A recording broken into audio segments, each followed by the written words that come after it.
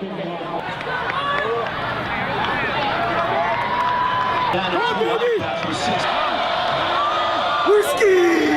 Tous! Whisky! Sac!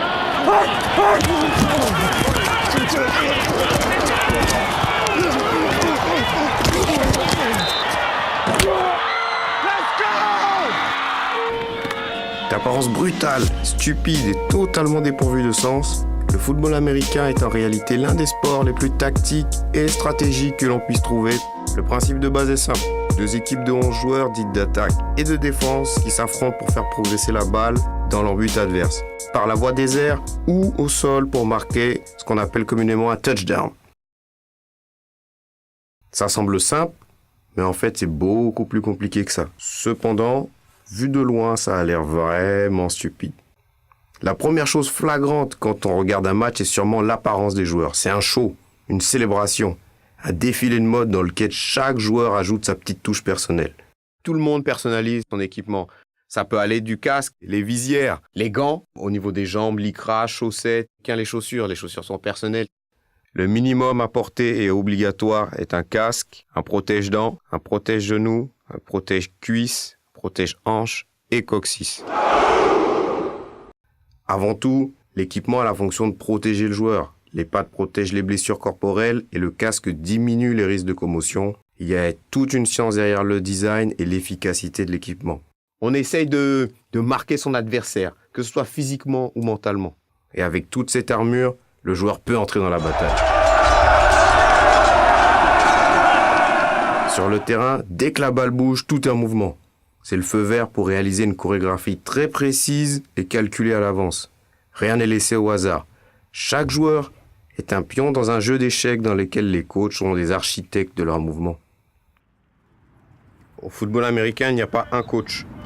On peut considérer ça comme une petite entreprise. Il y a un coach principal qu'on appelle le head coach, le coach principal.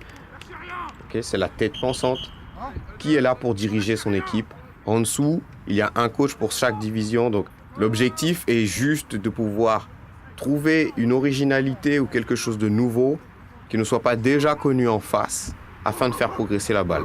Et d'où aussi le caractère tactique du jeu, dans le sens où on doit être capable d'anticiper ce que notre adversaire voit chez nous, pense que nous allons jouer et va jouer en réponse pour pouvoir le contrer. Il faut toujours qu'il y ait un effet de surprise. Le principe part du quarterback. Le quarterback est la personne qui distribue le ballon. Parmi les 11 joueurs, s'il y en a un qui échoue dans sa tâche, le jeu ne se déroulera pas correctement.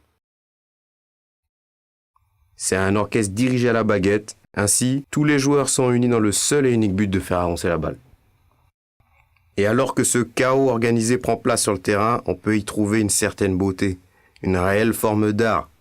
Peinture, sculpture, tous les arts s'y mélangent, même le cinéma. Where's the money, Lebowski? Where's the fucking money, shithead? C'est un sport dans lequel la création prend totalement sa place. On crée des jeux qui sont développés par les joueurs. C'est un sport où l'esthétique prime avant tout, qui fait partie de l'âme de ce sport. C'est un art dans le sens où on peut s'y épanouir pleinement, à le pratiquer, à le développer, à le regarder et l'admirer. On y trouve une certaine beauté. C'est un beau sport dans le sens où c'est un sport brutal, oui.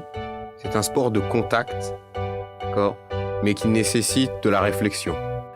Les courses, les changements de direction, la vitesse des athlètes ou même simplement leur gabarit, les impacts, le bruit du plastique qui se cogne, c'est quelque chose qui peut donner des frissons et qui tape à l'œil tout de suite. C'est chaotique puis organisé, c'est moche puis c'est beau. Il ne manquera jamais son but d'impressionner le public et de vous faire retenir son souffle.